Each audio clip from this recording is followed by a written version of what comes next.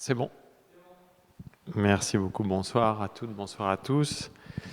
Merci d'être là pour une petite présentation et conversation autour d'un livre, si le temps le permet, qui a été composé, je ne dis pas simplement écrit, puisque vous allez le voir, il est aussi question beaucoup de photographies qui étaient composées à partir de textes et de photographies, réalisées dans le cadre d'une mission d'observation à Saint-Pierre-et-Miquelon, par Stéphane Cordebès, ici présent.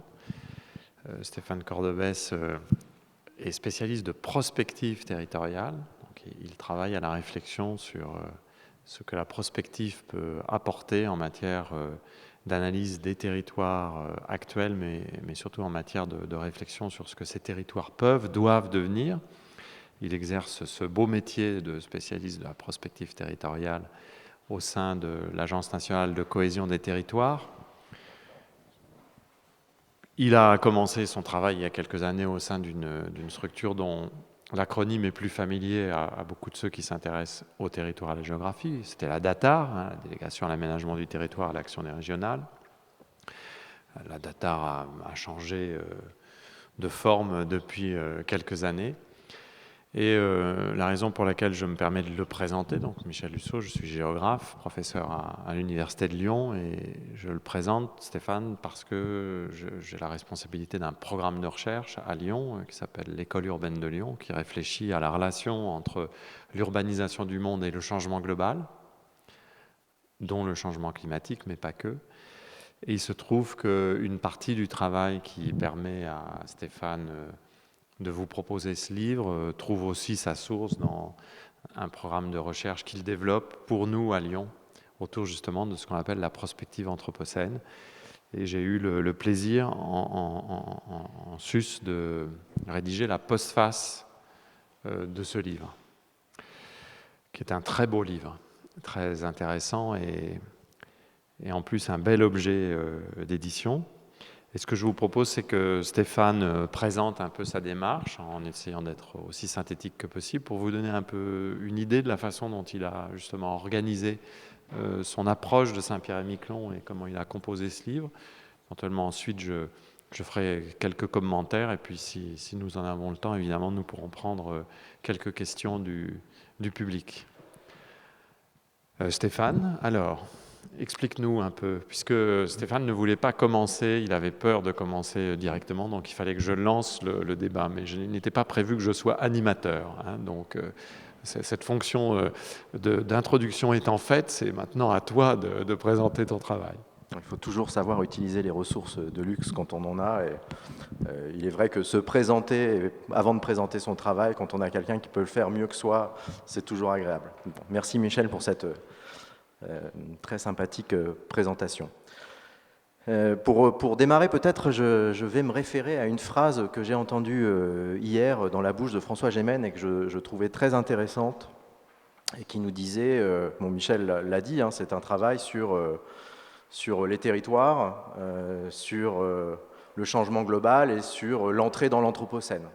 Et en parlant de l'Anthropocène, François Gémen hier a dit finalement l'Anthropocène, on y entre par la géologie et on en sort ou on en sortira par le politique.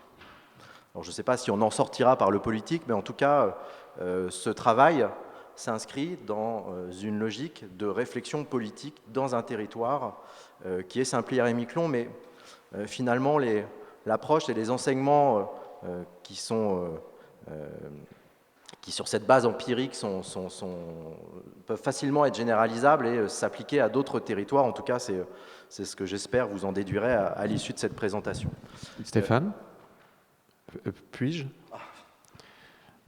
Peut-être juste, si je me permets, une petite incise pour que le mot anthropocène soit clair pour tout le monde, parce que ce n'était pas forcément un mot très simple. L'anthropocène, c'est un mot qui a été créé il y a une vingtaine d'années par des spécialistes des sciences du climat pour tout simplement identifier la période nouvelle dans laquelle nous serions rentrés, nous les humains, période où nous constatons, où nous ne pouvons pas ne pas constater, nous sommes obligés de constater les effets des activités humaines sur les systèmes biophysiques planétaires. Donc l'Anthropocène, c'est le mot qu'on utilise pour le dire de façon très simple, nous savons désormais indubitablement que les activités des êtres humains ont des conséquences considérables sur le fonctionnement planétaire, et ce, à toutes les échelles, de l'échelle de la planète à l'échelle locale. L'être humain est devenu une force géologique, une force de la nature qui force les autres forces à réagir. Et ça, la plus belle illustration, c'est le dérèglement climatique, qui est le sujet du FIG de cette année. Donc derrière ce mot un peu savant, qui est constitué comme les mots utilisés par les géologues pour qualifier les périodes géologiques, un préfixe grec et un suffixe grec aussi, kainos, qui renvoie justement à la période. Derrière ce mot un peu savant, il y a une réalité très simple. Nous sommes aujourd'hui conscients de l'impact de nos activités sur les systèmes biophysiques à toutes les échelles. Nous déréglons le climat, nous déréglons la biodiversité, nous épuisons les ressources, nous déréglons le fonctionnement des sols et le fonctionnement des océans.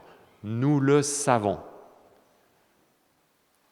Et évidemment, ça donne du sens à la formule de François Gemène. Nous savons cela, et la sortie de cela ne pourra être que politique, puisque la sortie de ce constat ne pourra être qu'une réflexion sur les changements nécessaires de nos manières de vivre et de nos manières d'habiter. Voilà, vous voyez, l'Anthropocène, c'est un mot compliqué, mais en réalité qui est assez simple à déplier quand on le présente comme ça. Alors, à partir de cette présentation, finalement, de l'Anthropocène, il y a deux manières d'y répondre de manière politique. La manière, je dirais, la plus courante et que l'on voit ou que l'on ne voit pas dans les journaux ou dans la presse, c'est trouver des accords géopolitiques internationaux pour prendre des mesures qui permettent de réduire les émissions de CO2, pour réduire les atteintes à la biodiversité, enfin, tout ce que vous avez l'habitude de voir dans la presse et qui finalement constitue des actions politiques internationales pour tenter de s'adapter à cette transformation globale qui a cours. Et puis une autre approche que évidemment on ne doit pas opposer, mais j'anticipe ce que Michel pourrait dire si je ne précise pas qu'on ne doit pas les opposer, puisque le changement global par définition se joue à plusieurs échelles en même temps, à l'échelle du monde, de la planète, et à l'échelle de territoire, de chaque territoire. Et donc la deuxième manière d'aborder ce changement global, c'est à l'échelle des territoires. Qu'est-ce que c'est quand on est un territoire, autrement dit une organisation politique dans un espace donné, un collectif qui cohabite dans un espace donné? Qu'est-ce que c'est que faire face au changement global? Qu'est-ce que c'est que entrer au sens politique du terme, puisque géologiquement, on a compris qu'on est déjà dedans? Qu'est-ce que c'est que entrer dans ce monde anthropocène? Dit autrement, comment on fait face aux impacts dont Michel a parlé, ou à l'ensemble des transformations qui finalement vont modifier radicalement le monde que l'on habite? C'est la réponse finalement, enfin c'est la question, parce que je n'apporte pas vraiment de réponse, c'est la question que j'ai été invité par le préfet de Saint-Pierre-et-Miquelon à venir tester en faisant un terrain en immersion sur cet archipel français. Alors peut-être pour ceux qui ne connaissent pas, Saint-Pierre-et-Miquelon, c'est un archipel français, 6300 habitants, qui est situé en face du Canada, à l'entrée du golfe du Saint-Laurent, sous Terre-Neuve. Et c'est un territoire français qui a la particularité de bénéficier ou de pâtir, je ne sais pas, d'un climat subarctique, donc qui se situe dans un lieu de la planète, à un endroit où le changement global est extrêmement rapide, extrêmement fort. Les évolutions climatiques dans l'Arctique sont parmi les plus virulentes, les plus importantes que l'on connaisse sur la planète. Donc de fait, la situation géographique de ce territoire le rend particulièrement intéressant puisqu'il est particulièrement exposé, presque en avance. En général, quand on pense à des territoires français exposés, on pense plutôt à la Polynésie avec les Tuamotu, qui sont des îles qui sont 30 cm au-dessus du niveau de la mer. On pense à ces territoires-là, on ne pense pas à Saint-Pierre-et-Miquelon. Saint-Pierre-et-Miquelon est un territoire extrêmement exposé.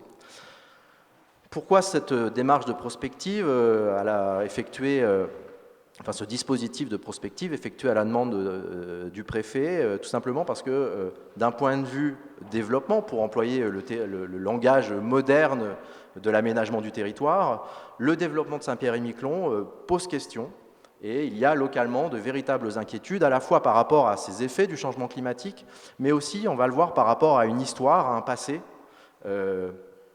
qui se traduit par un traumatisme et par une difficulté à s'inventer un nouveau modèle, si j'osais, à trouver sens à habiter dans ce territoire. D'où cette enquête qui a été réalisée au mois d'octobre l'année dernière, et je devais normalement retourner sur le territoire pour présenter ces résultats et animer un débat public avec la population. Malheureusement, la Covid n'a pas permis que je me rende sur place, et aujourd'hui l'archipel est fermé, il est difficile d'y accéder. Il faut y accéder en passant par le Canada, puis sur place une quatorzaine est obligatoire, donc ce n'est pas des conditions optimales pour animer un débat public, d'autant plus un débat public un petit peu difficile, sur place. Peut-être une explication, puisqu'il y a des fois des hasards du terrain qui sont intéressants. Le titre de cette enquête, en fait, est le titre de l'ouvrage, « Si le temps le permet ». Alors pourquoi « Si le temps le permet » ? Alors au-delà de l'esthétisme que l'on partage ou que l'on ne partage pas de la formule, ce n'est pas justement qu'une formule de style, ou ce n'est pas qu'une forme de style. Un des premiers, lorsque je suis arrivé à Saint-Pierre-et-Miquelon l'année dernière, je me suis très vite aperçu, en ayant les premiers échanges avec les habitants, que lorsqu'on prenait rendez-vous, lorsqu'on projetait d'avoir une activité, lorsqu'on envisageait d'aller faire du terrain, de faire des visites, une des formules qui revenait très souvent, c'était la formule « oui, d'accord, on se retrouvera à tel endroit si le temps le permet ». Et à Saint-Pierre-et-Miquelon est resté dans le langage commun, courant, cette formule en fait qui rappelle la dépendance des habitants à la météo, au temps qu'il fait. Et effectivement, alors c'est sans doute peut-être moins vrai à Saint-Dié-des-Vosges, mais enfin en tout cas quand on habite dans une grande ville, à Paris ou à Lyon, ce souci de la météo est beaucoup moins flagrant, beaucoup moins évident. Les activités ne sont pas menacées, sont beaucoup moins gênées sauf tempête ou événements exceptionnels, sont beaucoup moins gênées par les caprices de la météo. Donc dès l'atterrissage sur place, la météo était extrêmement présente, ce souci du temps était extrêmement présent. Et il faut dire aussi que dans ce climat subarctique, la question des tempêtes, la question du temps qu'il fait est d'autant plus prégnante que les conditions sont difficiles. Ce n'est pas un territoire où on vit facilement. L'activité s'arrête une partie de l'année l'hiver. Les tempêtes sont extrêmement nombreuses. Elles deviennent de plus en plus nombreuses d'ailleurs. Et donc, si le temps le permet, renvoie à la fois au vécu, à la culture des habitants, mais renvoie aussi finalement au sujet de l'étude. Si le temps le permet, c'est aussi une invitation à quelles solutions politiques on va trouver par rapport à ces changements qui arrivent et qui arrivent très rapidement. Vous savez, la presse s'en fait souvent l'écho. Des experts disent on a 10 ans pour agir par rapport à ce changement global. Donc si le temps le permet, c'est pas simplement la météo, c'est aussi le temps que l'on a encore pour inventer un mode d'action qui permette de réagir par rapport à ces difficultés qui sont peut-être abstraites vues d'ici, mais qui sont extrêmement sensibles et prégnantes quand on est à Saint-Pierre-et-Miquelon.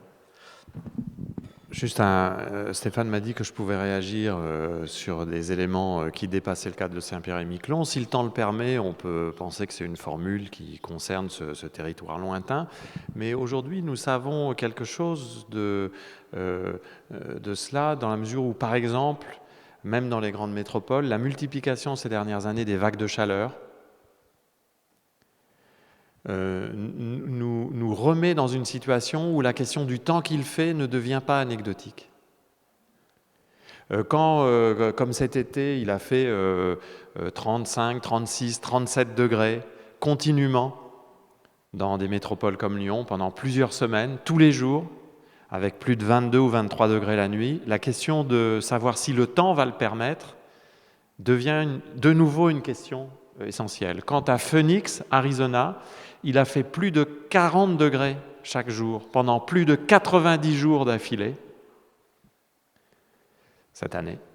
La question redevient une question d'actualité. Le dérèglement climatique, c'est ce qui fait que la simple météo redevient une question d'actualité quotidienne pour chacun. Ce que nous avions l'habitude de considérer comme relativement, finalement, accessoire par rapport à nos activités, peut redevenir quelque chose de tout à fait central.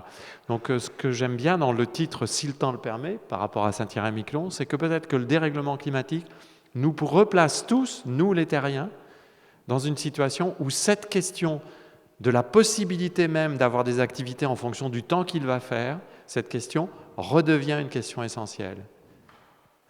On reprend peut-être cette habitude de s'interroger sur le temps qu'il va faire, non pas simplement pour en papoter, mais aussi tout simplement pour dire « mais ça va conditionner nos activités ».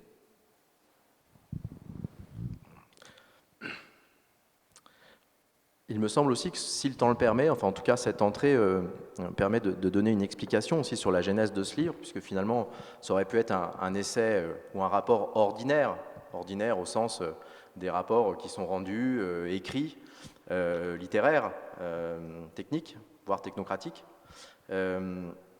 Or là, l'ouvrage n'obéit absolument pas ni à ces codes ni à ce format. L'ouvrage est un ouvrage qui concilie du texte et de l'image, sachant que les images et le texte se répondent, fonctionnent plutôt dans une logique contrapontique que dans une logique d'image avec une légende ou de texte qui serait illustré.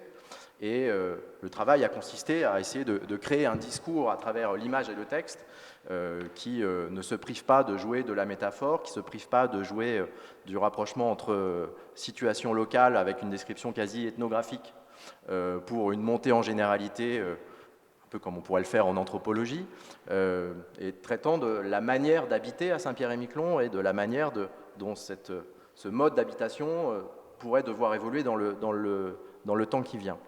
J'ajoute un élément, c'est que d'un point de vue épistémologique ou d'un point de vue de choix de ce type de rendu n'est pas dû au hasard, c'est pas uniquement parce que j'aime bien faire de la photographie, en plus de faire de la géographie, c'est aussi que une des hypothèses qui sous-tend ce travail, c'est que pour penser l'adaptation au changement climatique, pour entrer véritablement dans l'anthropocène et s'adapter au changement global, les approches uniquement politiques, scientifiques, techniques ou technocratiques ne seront pas suffisantes.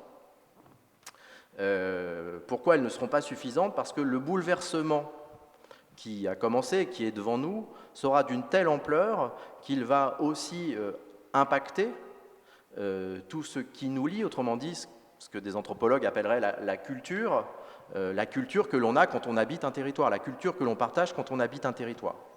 Ce qui signifie quoi? Ce qui signifie que rentrer dans l'anthropocène, s'adapter au changement climatique, passe sans doute aussi par un travail sur les imaginaires, par un travail d'imagination ou par un travail tout simplement de sensibilisation ou par une mobilisation des sensibilités.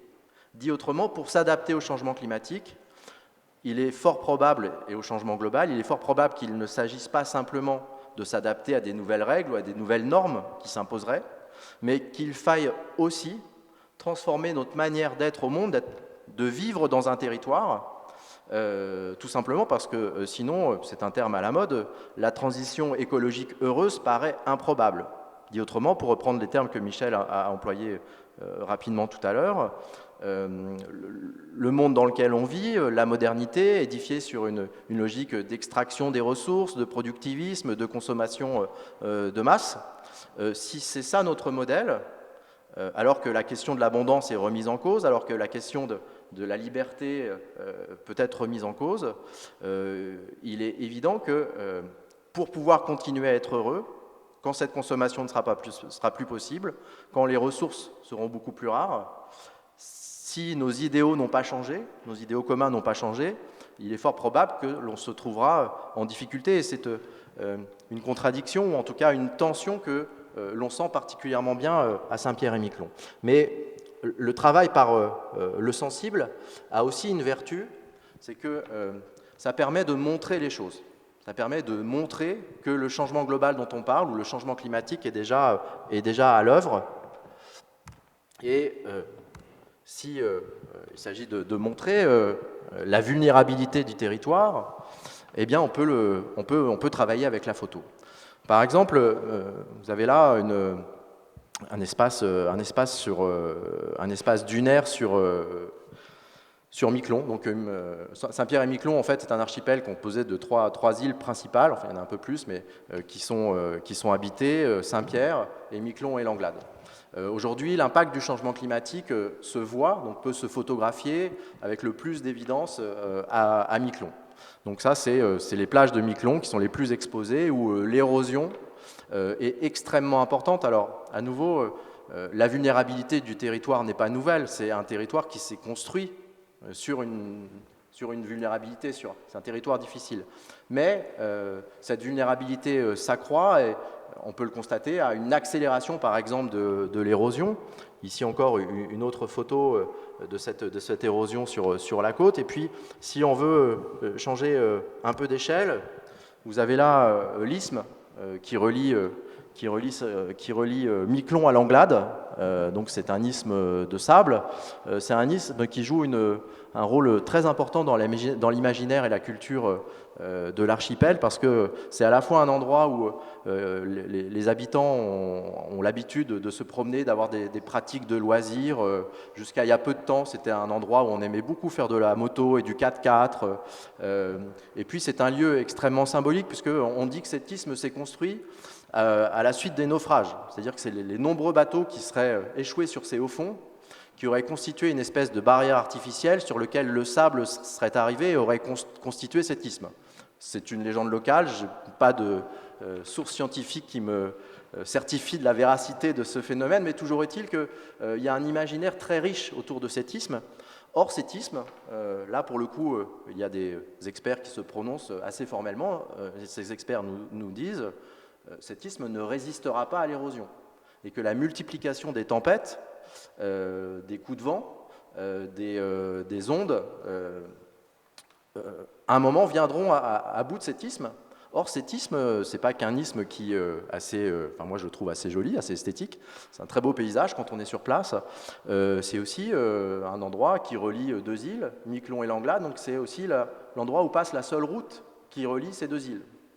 À Langlade, il n'y a pas de production d'électricité, il y a strictement rien. Le jour où l'isthme disparaît, où la route disparaît, où les câbles disparaissent, l'archipel devient complètement coupé. Voici la fameuse route. Alors le changement climatique, ça suscite aussi la résistance au changement global se manifeste par diverses formes. Là, dans les légendes locales, certains disent oui, mais bon, si l'État ou la collectivité faisait son travail et finissait la route, la goudronnait, assurément l'isthme serait protégé et pas menacé dans les années qui viennent. Bon. À nouveau, là les experts sont assez formels sur le fait que goudronner la route, mettre du bitume ne changera pas grand-chose au vu des événements auxquels il faudra s'attendre. Et puis, si on va un petit peu plus loin, ce n'est pas que des espaces naturels qui risquent de disparaître, comme cet isthme, mais c'est aussi des espaces habités. Là, en l'occurrence, une maison à Saint-Pierre-et-Miquelon qui est dans un lieu, au bord d'une plage, dans un lieu extrêmement exposé, toujours à Miquelon. Et puis, si on va un petit peu plus loin, à nouveau, on change d'échelle. Ça, c'est des rochers qui protègent l'entrée du port de Miquelon, qu'on a tenté de protéger suite à des tempêtes qui ont déjà eu lieu et qui ont inondé le village. Et puis là, on rentre dans une des rues de Miquelon. Alors, on n'est pas dans un univers urbain très dense, hein. On est dans un village. Mais là, par exemple, c'est une rue de Miquelon qui aujourd'hui est en zone rouge, comme l'ensemble du bourg, en zone rouge dans le plan de prévention des risques. Et pourquoi il est en zone rouge? Parce que, à nouveau, les experts qui sont penchés sur ces questions disent que c'est un lieu qui, dans les 20 prochaines années, aura disparu. Donc on n'est plus dans la fiction, on n'est plus dans peut-être que ça va arriver. Pour reprendre l'expression de Dupuis, pour un catastrophisme éclairé, la catastrophe, elle est déjà là. Et on ne peut pas faire comme si c'était demain, c'est déjà aujourd'hui. D'ailleurs, ça suscite des questions extrêmement vives, des controverses extrêmement vives, parce que qui dit anticipation dit il faut déplacer le village. pour déplacer le village, il faut indemniser les habitants. Il faut trouver un autre lieu pour resituer, pour réimplanter ce village. Là-dessus, il n'y a strictement aucun consensus localement, et en fait, pour employer la formule de Marielle Massé, sur place, on est plutôt dans la colère et dans la sidération que dans la considération de ce qui va arriver, de ce qu'il faudrait faire ou de ce qu'on pourrait faire collectivement. Donc on est dans la division et dans l'incapacité à se décider. Une remarque simplement, peut-être parler, puisqu'il y a des photos, parler du statut de la photo. En général, la photo, dans des approches de ce type, sur le terrain, permet de documenter le terrain. Dans une approche prospective comme celle-ci, ce qui est assez peut-être surprenant, ou en tout cas original, c'est que ce que ça montre, c'est pas tant ce qui existe que ce qui ne va plus exister, que ce qui va disparaître. Donc quelque part, c'est un récit photographique sur ce qui existe encore, mais dont on sait que demain, ça n'existera plus. Ce qui évidemment interroge sur la nature même de l'image et la façon de l'utiliser. Oui, avant que tu passes aux diapositives suivantes, on essaye de ne pas être trop bavard parce que je crois que tu as prévu 80 diapositives, donc on n'en a passé que 12. J'espère que vous n'avez rien prévu ce soir. Ce qui est intéressant dans le cas de Miquelon et de Saint-Pierre-et-Miquelon, c'est ce qu'on pourrait appeler presque une sorte de déni, hein, c'est-à-dire cette difficulté que nous avons à reconnaître et à appréhender la puissance des phénomènes bioclimatiques que nous avons nous-mêmes en partie provoqués par le résultat de nos activités.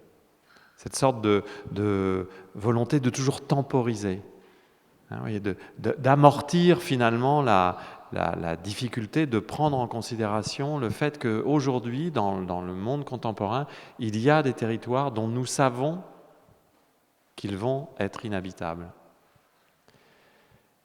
C'est très étrange et on pourrait donner d'autres cas. Par exemple, je ne sais pas, comme tout le monde, je pense, j'ai été complètement bouleversé par les méga-feux en Californie de cette année. Des feux qui sont sur des fronts de plusieurs dizaines de kilomètres, voire plusieurs centaines de kilomètres. Des feux qui sont tellement importants que pendant des jours et des jours à San Francisco, l'air était totalement irrespirable et la lumière ne passait plus. Les métropoles de la baie de San Francisco étaient dans la pénombre. Les écoles ont été fermées. Combien d'événements comme celui-ci faudra-t-il pour que nous acceptions de prendre en considération la vulnérabilité de nos espaces de vie ? C'est une vraie question, hein. C'est pas pour faire une leçon de morale à qui que ce soit, c'est une vraie question parce que nous sommes tous et toutes confrontés à cette difficulté d'admettre, de reconnaître, parce que ça pose de rudes questions, de rudes problèmes, le problème de l'indemnisation. Il y aurait beaucoup à dire sur la question des assurances, hein. On sait par exemple aux États-Unis que la problématique des assurances est centrale dans la question de la gestion des méga-feux et des conséquences des méga-feux, puisque pendant longtemps, les assurances ont donné le droit de reconstruire au même endroit, de relancer la construction dans des endroits dont on savait qu'ils étaient surexposés aux risques incendiaires. On a pu voir aussi en France, après la tempête Xynthia, comment il a été difficile, par exemple, d'abandonner de tout petits espaces à la construction en bordure de littoral, près de la Faute-sur-Mer, de tout petits espaces. Que ferons-nous lorsqu'il s'agira d'une mise en question de grands espaces ? Vous voyez ? Donc l'intérêt là, de Saint-Pierre-et-Miquelon, c'est qu'il nous projette immédiatement dans une situation où effectivement la vulnérabilité est telle que nous savons que ces espaces-là vont disparaître. Et malgré tout, les habitants, et je ne les juge pas, je les comprends, veulent continuer de croire que cette disparition n'aura pas lieu. Comment faire ? Quelle politique mettre en place pour gérer cela ? C'est vraiment un des sujets qui ressort de la lecture de ce livre. Cher Stéphane, continuez, je vous en prie.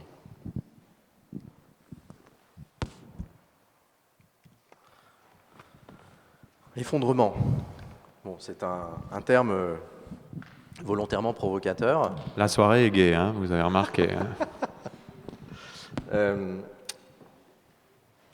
Par rapport à la dernière intervention de Michel, quelle politique, ou on pourrait poser la question autrement, comment même se donner les moyens d'élaborer une politique qui permette d'eux, On pourrait se dire, mais finalement, est-ce que ce n'est pas la nouveauté du phénomène, à la fois sa monstruosité, mais en même temps la nouveauté du phénomène qui nous rend extrêmement vulnérables, nous, cette fois par notre incapacité à réagir.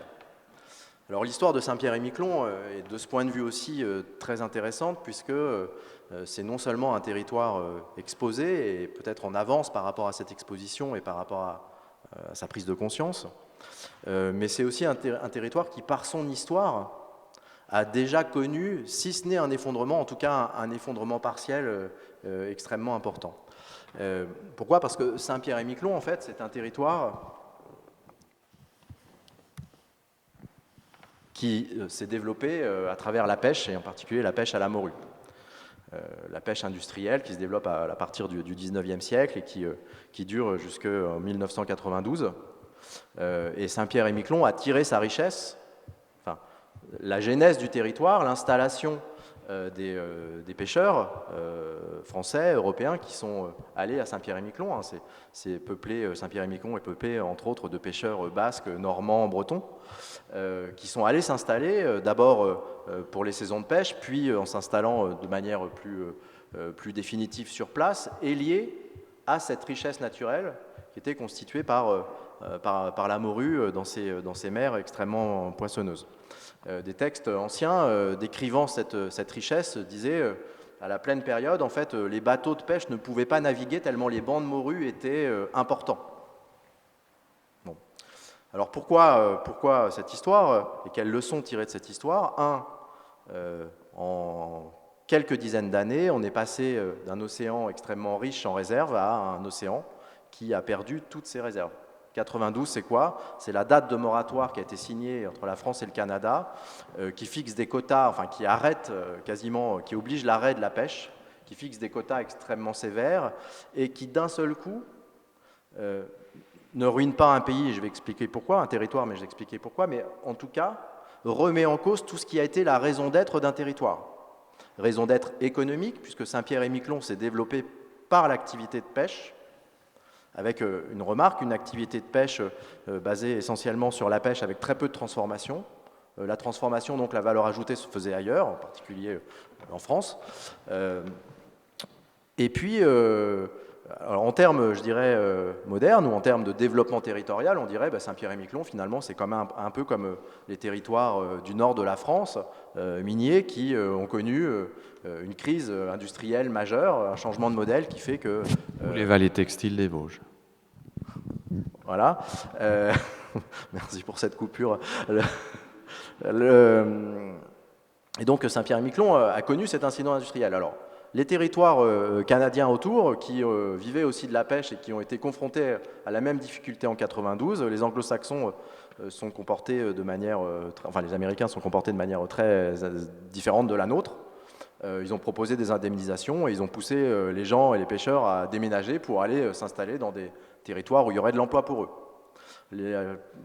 L'État français a procédé un peu autrement et a mis en place un régime d'indemnisation, de soutien à l'emploi public, de soutien à l'activité privée, qui, depuis 30 ans, permet finalement aux Saint-Pierre-et-Miquelonais à continuer à vivre avec un confort de vie plutôt intéressant. Il y a très peu de pauvreté ou pas de pauvreté à Saint-Pierre-et-Miquelon. Tout le monde vit plutôt bien. Il y a beaucoup d'activités. Je pense qu'il y a assez peu de territoires en France avec une population aussi faible qui est dotée d'autant d'équipements. Donc, je dirais, la puissance publique a très largement compensé cette crise économique.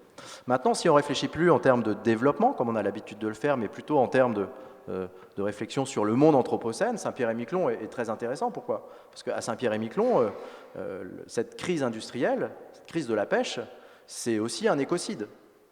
C'est aussi la preuve que les activités humaines sur un environnement donné peuvent complètement détruire en partie cet environnement et faire disparaître des espèces halieutiques entières par une pêche beaucoup trop volontariste, beaucoup trop forte, beaucoup trop puissante. Donc, rappelons quand même quelque chose d'assez incroyable, c'est que là, nous ne parlons pas d'un poisson rare. Nous parlons de la morue. Le poisson le plus commun, celui sur lequel s'est appuyé le développement de la pêche hauturière de toute l'Europe et d'une partie de l'Amérique du Nord. À tel point d'ailleurs qu'un Anglais avait fait un livre, In Cod We Trust. Un code, c'est la morue en anglais. Nous sommes dans un temple, donc In Cod We Trust, pour jouer sur le In God We Trust. À tel point, cette morue est une sorte de dieu économique.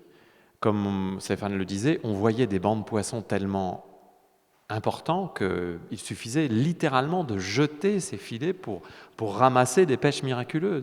Des centaines de milliers de pêcheurs sont partis de partout en Europe pour bénéficier de cette manne, du poisson, de la morue, toute simple, reproduction facile. Oui, mais nous avons épuisé la morue. C'est-à-dire, nous découvrons quelque chose, c'est que non seulement nous sommes capables d'épuiser des ressources non renouvelables, des ressources rares non renouvelables, mais nous sommes aussi capables d'épuiser des ressources renouvelables. Et le monde de la pêche, c'est le monde dans lequel on prend conscience de la capacité aujourd'hui des activités humaines de mener à l'épuisement de ressources renouvelables. C'est très perturbant quand on y songe. Alors évidemment, on a trouvé l'aquaculture, mais ce n'est absolument pas le même type d'activité. Et nous sommes aujourd'hui dans une situation où c'est le chauffage. Nous sommes aujourd'hui dans une situation où il y a eu effectivement un délabrement, un effondrement d'une pêche qui a été une pêche ordinaire. C'est ça l'effondrement de Saint-Pierre-et-Miquelon.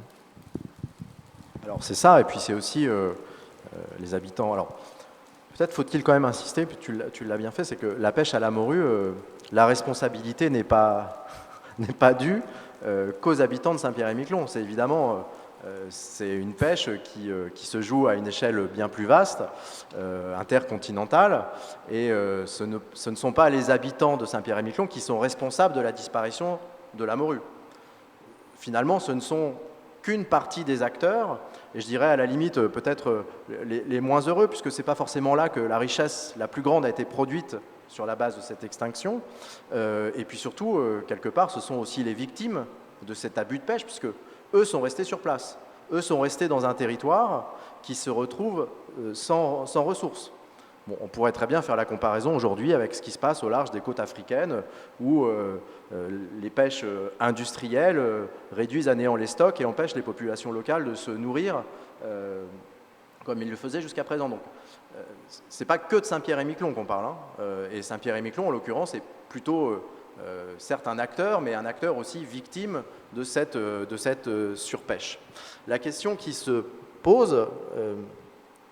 Donc Saint-Pierre-et-Miquelon a déjà eu l'expérience d'un effondrement partiel, a déjà eu l'expérience de l'entrée dans l'Anthropocène, a eu l'expérience d'un mode de développement qui porte tellement atteinte au milieu, qui porte tellement atteinte à l'environnement, qui porte tellement atteinte aux ressources, qu'il en vient à remettre en cause la possibilité de tout développement. Or, durant ces 30 dernières années, on aurait pu se dire... peut-être sur place, a-t-on inventé des nouveaux modèles, ou peut-être a-t-on trouvé des solutions pour dépasser finalement cette impasse mode de consommation, de production, d'extraction moderne. Et malheureusement, la réponse est non. C'est d'ailleurs aussi une grande partie du désarroi aujourd'hui des Saint-Pierrais et Miquelonais, c'est qu'ils n'arrivent pas à sortir de ce modèle. Et quand on réfléchit avec eux de manière prospective, on imagine, mais demain, qu'est-ce que vous allez faire ? Une des réponses, c'est par exemple, on va continuer à pêcher, on va continuer à pêcher d'autres espèces. Et là, en l'occurrence, vous avez deux images d'usines de pêche sur place qui récoltent le poisson. Là, c'est une usine qui traite ce que l'on appelle l'holothurie. L'holothurie, c'est le concombre de mer. C'est un produit qui est pêché dans ces eaux, mais qui est vendu essentiellement en Asie, au Japon et en Chine, avec une très forte valeur ajoutée, parce que c'est un produit qui vaut très cher. Alors à Saint-Pierre-et-Miquelon, on le pêche, et on continue à le pêcher sans le transformer, on se contente simplement de le laver, de le pêcher, de le laver, puis de le vendre. Et en même temps, ce qui est assez curieux, c'est que... il y a beaucoup d'études qui sont faites sur l'état des stocks, puisqu'il y a déjà eu la catastrophe dont on a parlé, mais ces études ne portent pas sur ces nouvelles espèces pêchées. Et une des craintes des pêcheurs sur place, c'est de se dire non, mais si on fait des études sur l'état de ces stocks, on va nous mettre des quotas sur ces nouvelles espèces que l'on pêche, qui permet de maintenir un semblant d'activité de pêche.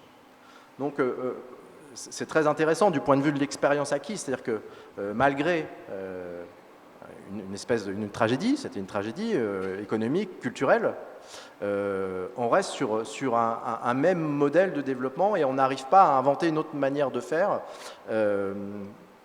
alors que c'est sans doute envisageable.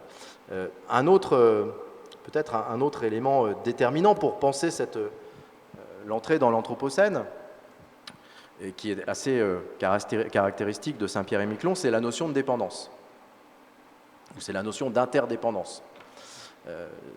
La notion d'interdépendance signifie qu'il y a des échanges équilibrés et que dans le système monde qui est le nôtre, il y a des flux d'informations, de matières, de tout type, et que ces échanges permettent de satisfaire l'ensemble des besoins de territoires donnés qui sont dans ces situations d'interdépendance. Et puis, dans certains territoires, en fait, ces interdépendances se font à sens unique. Et dans ce cas-là, on n'est plus tant dans des interdépendances, dans des échanges équilibrés, mais dans une logique de dépendance complète par rapport au reste du monde. Ce qui est assez impressionnant quand on s'intéresse à la situation de Saint-Pierre-et-Miquelon, c'est que donc il n'y a quasiment plus de production, il n'y a quasiment plus de pêche, très peu, et l'essentiel de l'activité, c'est des emplois publics ou des emplois induits par les budgets publics.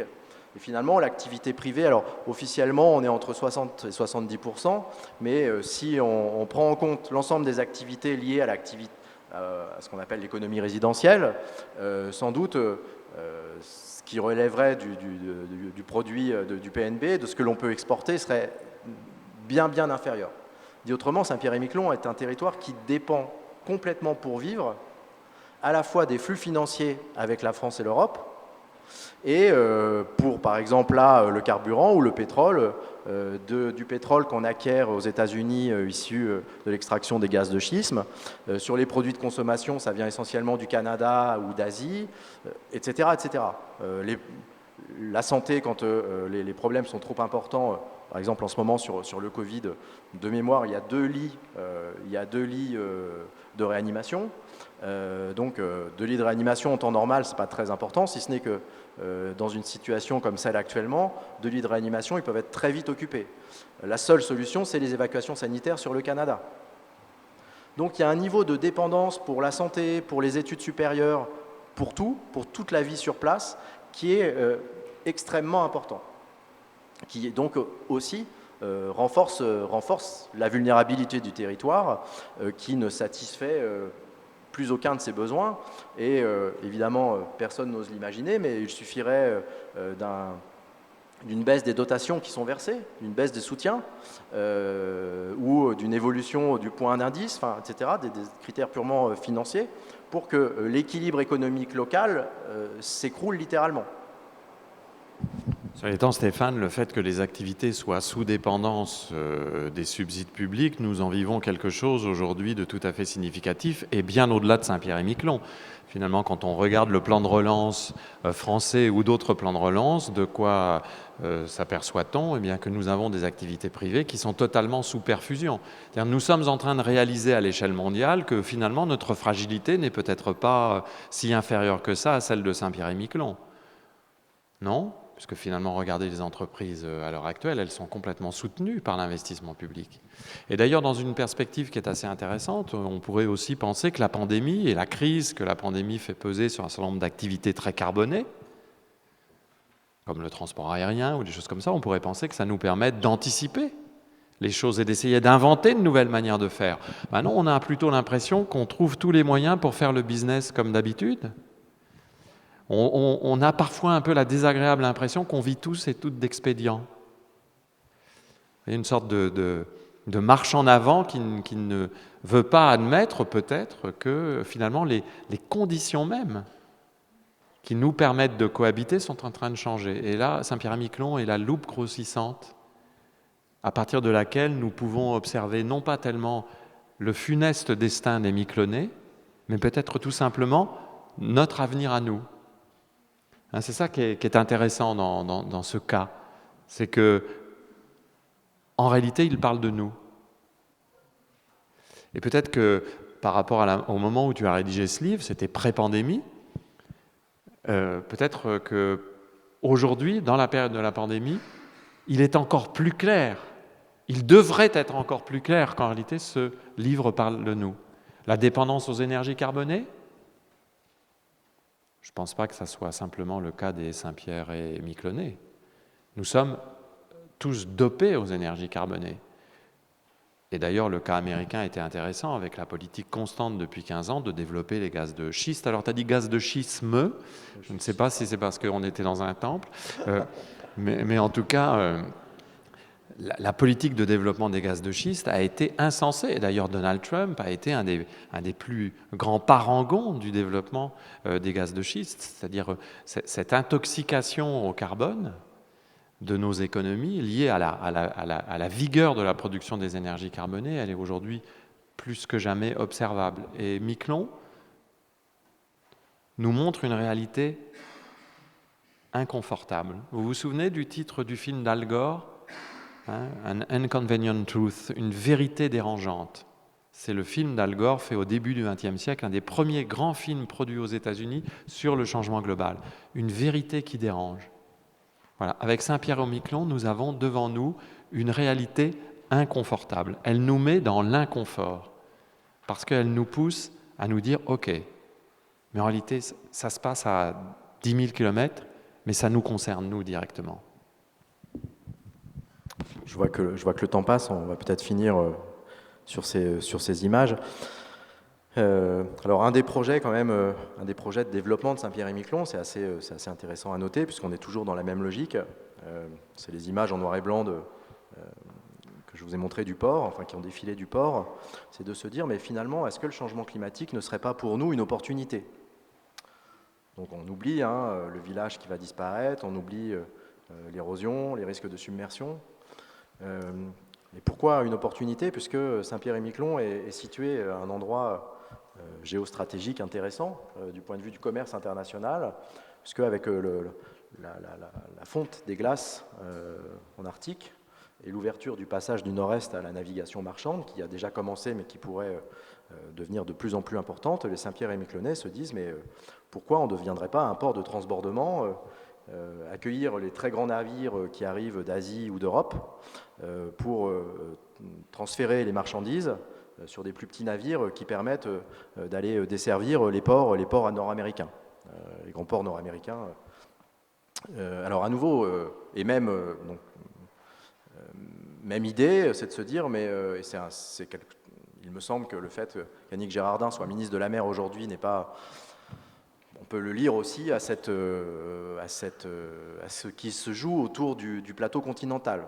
Il y a en ce moment une instruction en cours, un arbitrage international attendu pour savoir qui peut exploiter entre le Canada et la France les ressources du plateau continental autour de Saint-Pierre-et-Miquelon dans cette zone, avec l'espoir d'étendre à nouveau les zones de pêche, avec cet espoir aussi de pouvoir exploiter les minerais ou les hydrocarbures qui seraient accessibles ou disponibles dans ce plateau continental. Donc à nouveau, un modèle de développement qui reste dans la même logique, extraction, ressources, etc. Alors que, évidemment, on n'aura pas le temps d'en parler ici. En plus, il y avait une très bonne conférence, je crois, à peu près en même temps sur l'article et sur ce qui s'y joue.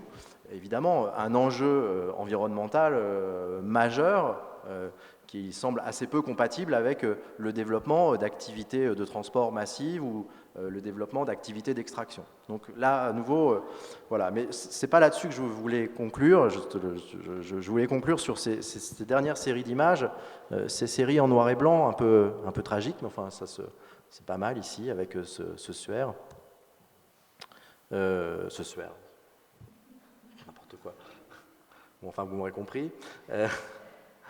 Et puis cette série d'une forme d'habitat à Miquelon, dans des espaces naturels qui est assez surprenante quand on vient de métropole.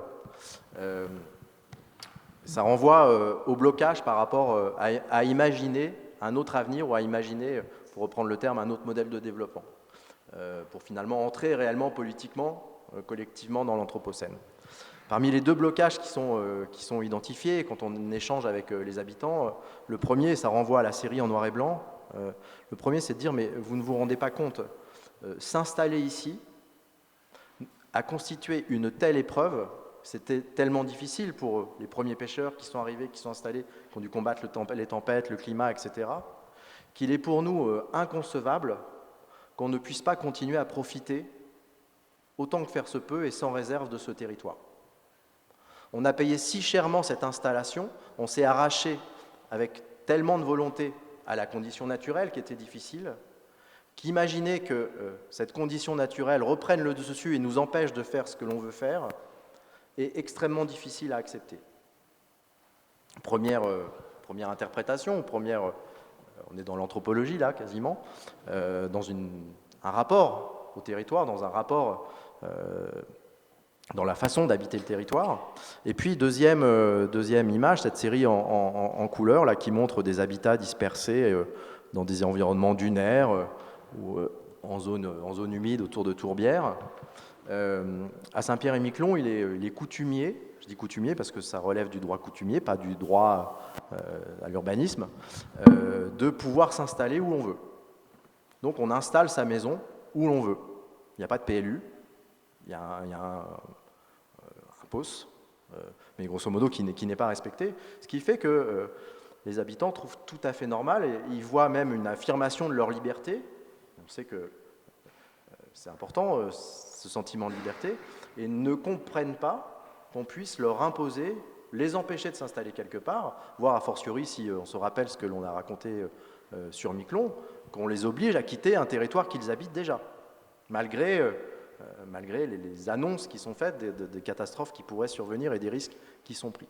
Donc il y a ces 2 blocages qui sont extrêmement forts, la volonté et la peur d'être privé de la liberté qu'il y a à habiter sur place, et puis le fait finalement d'avoir payé très cher cette installation. Alors j'ai cité l'histoire, le passé de pêcheurs, etc., mais quelque part ce qui s'est passé en 92 avec l'arrêt de la pêche figure aussi sur la liste du passif qui fait qu'on a mérité d'habiter là le mieux possible sans qu'on nous impose quoi que ce soit. Finalement, puisque l'État français, à travers le moratoire, a signé un accord qui allait à l'encontre des intérêts de Saint-Pierre-et-Miquelon, et c'est vécu comme ça sur place, c'est vécu comme une trahison de l'État, malgré les compensations qui sont versées depuis 30 ans, l'inacceptation de ces contraintes est extrêmement vive, ce qui rend évidemment extrêmement difficile la construction d'une politique qui viserait à réguler et à s'adapter à la situation qui se profile. Et puis je finis juste là-dessus, et je te laisserai les mots de la fin, Michel, si tu le veux bien. C'est quoi les leviers? Comment on s'en sort? Alors à nouveau, quand on est à Saint-Pierre-et-Miquelon, qu'on écoute les habitants, peut-être une précision, je ne l'ai pas dit, mais tout ce que je vous raconte là, en fait, ça a été produit, ce n'est pas un dire d'expert, c'est produit à travers des entretiens et l'écoute de plus d'une centaine d'habitants qui ont bien voulu me faire part de leur vie sur place, de leurs problèmes, de la manière dont ils vivent la situation.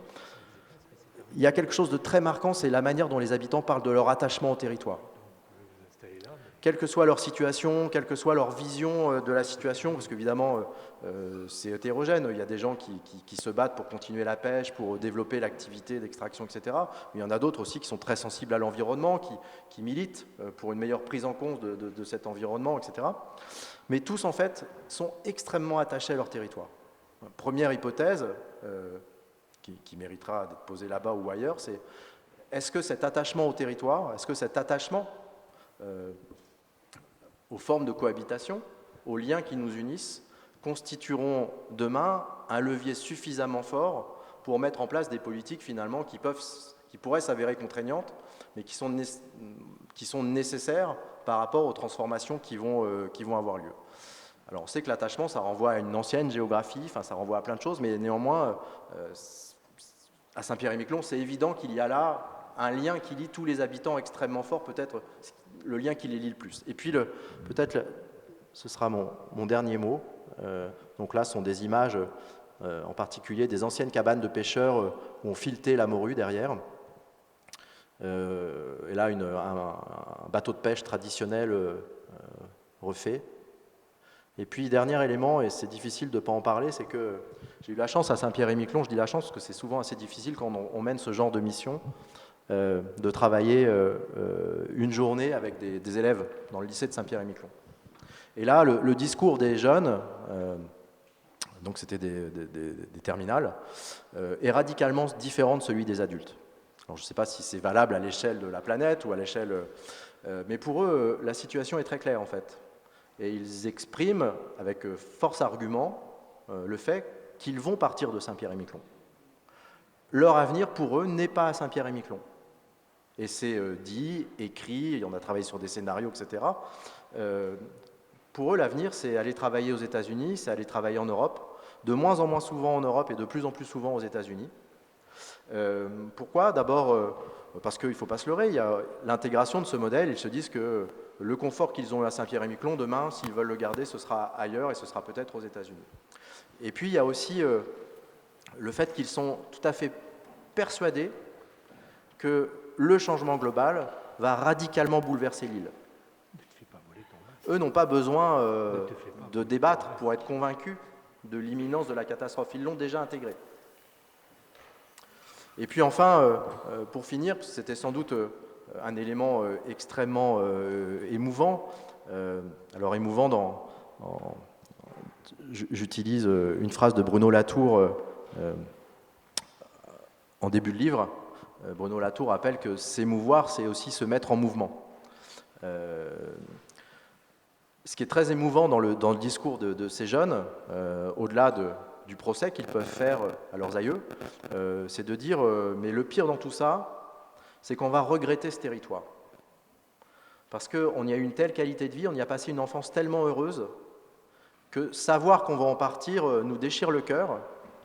Et dans leur discours, affleurer déjà une nostalgie, la nostalgie qu'ils auront de leur territoire, avant même qu'ils en soient partis. Ce qui est quand même extrêmement troublant, extrêmement bouleversant quand on écoute ces jeunes faire part de cette nostalgie d'un monde qu'ils vont quitter et qu'ils regrettent déjà. Voilà ce sur quoi je voulais finir. Il y a un mot qui a été créé par un philosophe récemment pour ça, qui s'appelle la solastalgie, qui serait donc ce désespoir d'abandonner un territoire de référence, un territoire parfait, et quelque chose qui nous renvoie à cette idée pas forcément très réjouissante, mais qu'il faudrait peut-être affronter, que si nous voulons nous concilier les effets du changement global, alors il faudra accepter de nous arracher aux formes de vie qui ont été pendant longtemps les nôtres et que nous pouvons valoriser en tant qu'elles nous ramènent aussi à nos ancêtres, aux efforts historiques que nous avons faits pour y habiter. Il y a quelque chose de très difficile dans ce que nous sommes en train de vivre, hein. La certitude qui commence à monter que pour nos enfants ou nos petits-enfants, le monde que nous avons connu sera réduit à être une trace historique, une illusion. C'est-à-dire que ce monde-là est terminé. La parenthèse de ce monde enchanté de la croissance illimitée, de la consommation, est peut-être en train de se refermer. C'est quelque chose d'assez dur, et je pense que ça explique beaucoup de la puissance des mouvements de jeunesse aujourd'hui dans la lutte pour la reconnaissance de la nécessité de changer les politiques climatiques. On ne peut pas comprendre pourquoi des milliers, des millions de jeunes dans le monde entier se mobilisent s'il n'y a pas cette reconnaissance que pour eux, la messe est dite et ce monde-là est en train de disparaître et qu'il faut inventer un monde nouveau. Et la question qu'ils posent aux adultes, c'est « nous laisserez-vous inventer ce monde nouveau-là » Alors nous avons le temps de prendre quelques questions, s'il vous plaît. Il y a un micro qui circule. Un micro-baladeur et un véhicule de micro-baladeur. Autrement, ah oui, madame, je vous en prie. Pardon. Je voulais juste demander, est-ce qu'il y a des animaux? Parce qu'on n'a vu ni chevaux, ni vaches, ni poules, ni rien du tout. Alors oui, il y a des animaux, il y a une faune marine extrêmement riche, des cétacés, des baleines, enfin beaucoup encore de poissons. Il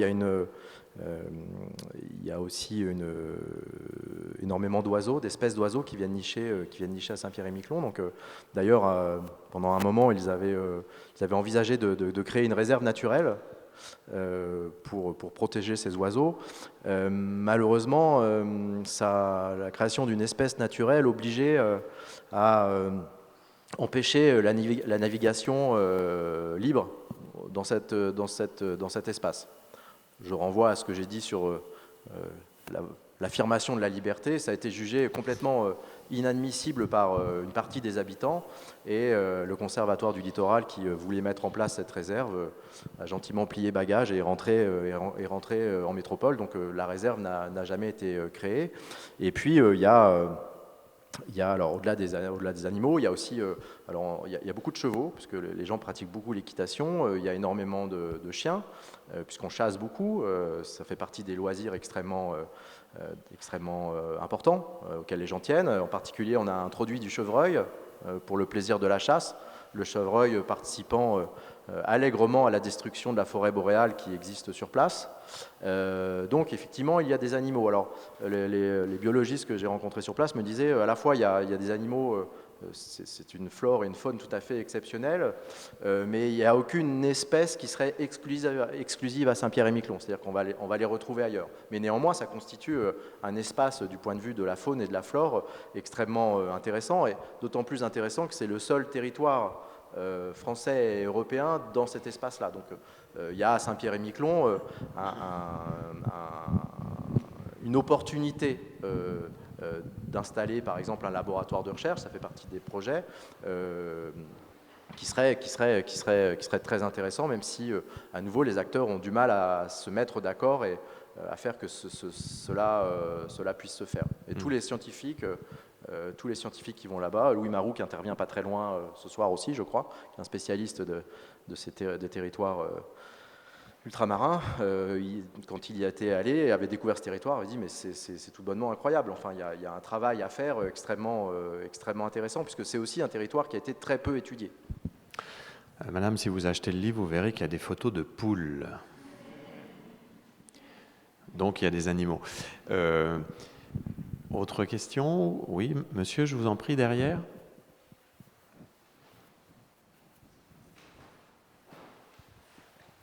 Vous avez dit lors de votre conférence que la société de Saint-Pierre-Miquelon était appelée inexorablement à disparaître, et vous avez relié cette disparition quasiment programmée à l'épuisement des réserves halieutiques, et notamment celle de la morue. Nous savons que cette disparition des réserves de morue est liée à un double saut, j'allais dire, un saut technologique avec le passage finalement d'une pêche d'outils artisanale à une pêche, j'allais dire, industrielle, et donc la construction de bateaux-usines.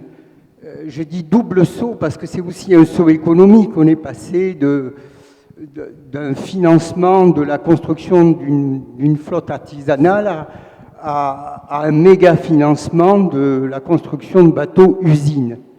Bon, on sait qu'il faut relier ce double saut à la prévalence d'un mode de développement extrêmement prédateur, extrêmement pilleur. Mais la question que je me pose et que je vous pose, est-ce que, quand on constate que notre démocratie est parfaitement compatible avec un mode de développement économique qui pratique le pillage à grande échelle sur toute la planète, est-ce qu'il ne faut pas, dans la perspective de la lutte efficace et authentique contre le dérèglement climatique, s'interroger sur d'abord la compatibilité de notre démocratie avec ce système de pillage, et est-ce qu'il ne faut pas d'abord chercher à transformer nos processus politiques avant même que de vouloir finalement transformer le mode de développement. Et je poserai la question, est-ce que l'un ne conditionne pas l'autre? C'est-à-dire que si on se contente d'inflexion sur le plan économique, est-ce que, étant donné que ces forces économiques, j'allais dire, ont une capacité d'influence énorme sur les ressorts de notre fonctionnement démocratique, est-ce qu'on n'arrivera jamais à mettre un terme à cette dynamique extrêmement destructrice et négative?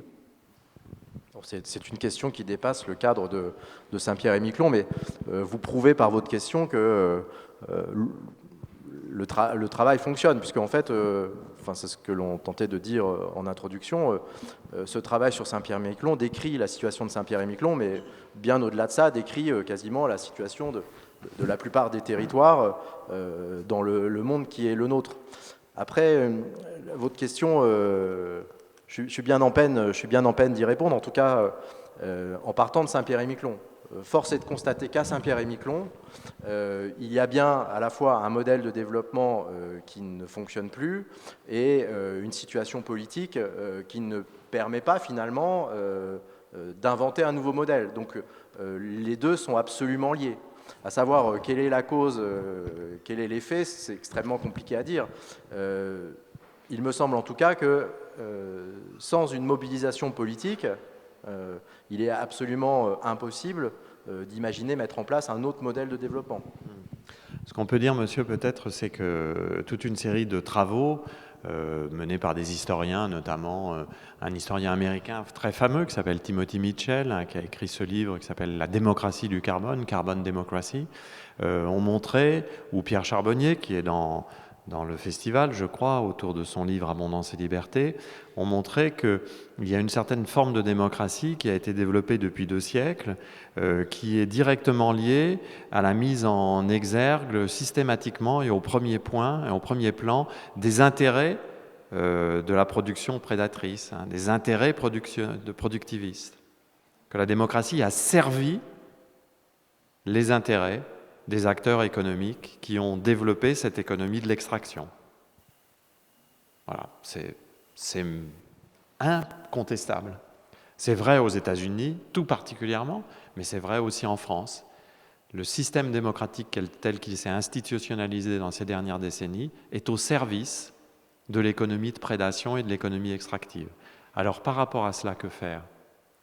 Je pense qu'effectivement, vous désignez bien la cible, c'est réfléchir à une nouvelle manière de faire de la politique à toutes les échelles des territoires que nous cohabitons. Mais peut-être en se gardant d'une conclusion trop hâtive. Réfléchir à ça, ça ne voudrait pas dire sortir de la démocratie. Opposé à cette démocratie qui soutient l'économie extractive, ça n'est pas sortir de la démocratie, c'est bien plutôt inventer d'autres formes démocratiques. Et c'est ça l'enjeu, ça n'est pas lutter contre l'économie d'extraction en perdant les acquis de la démocratie pour les simples citoyens, c'est inventer une nouvelle démocratie qui nous fasse nous réapproprier nos capacités d'agir en tant que citoyens. Et ça, je pense que c'est ça aujourd'hui l'enjeu majeur, et c'est aussi ça que Saint-Pierre-et-Miquelon montre dans une certaine mesure. Parce que ce que montre Saint-Pierre-et-Miquelon, et peut-être qu'on pourra terminer là-dessus, c'est que nous ne sommes même plus dans une logique d'adaptation au changement global. Vous voyez ce que je veux dire? Nous ne sommes même plus en train de dire qu'il faudrait adapter le fonctionnement de Saint-Pierre-et-Miquelon au changement global. Nous sommes aujourd'hui dans ce que certains appellent une logique de réorientation, de bifurcation, de changement complet de nos manières de cohabiter. Et évidemment, ça ne pourra pas se faire sans que les citoyens s'y impliquent, s'en mêlent, fassent entendre leur voix. Et le cas de Saint-Pierre-et-Miquelon nous amène au bord de ce constat-là. Il ne permet pas pour l'instant d'aller plus loin, si ce n'est qu'il nous permet de constater à quel point, malgré toutes les évidences, on continue d'être attaché à des formes de vie qui sont insoutenables, en fait. Voilà, donc ça nous apporte à cela, à ce niveau de constat-là. Après, la réponse, elle n'appartient pas à Stéphane Cordebès ni à Michel Dussault. Je pense que la réponse, elle est dans nos mains. Et quand tout est à cause, il y a du travail. Merci Michel, merci beaucoup. Merci, merci à vous deux.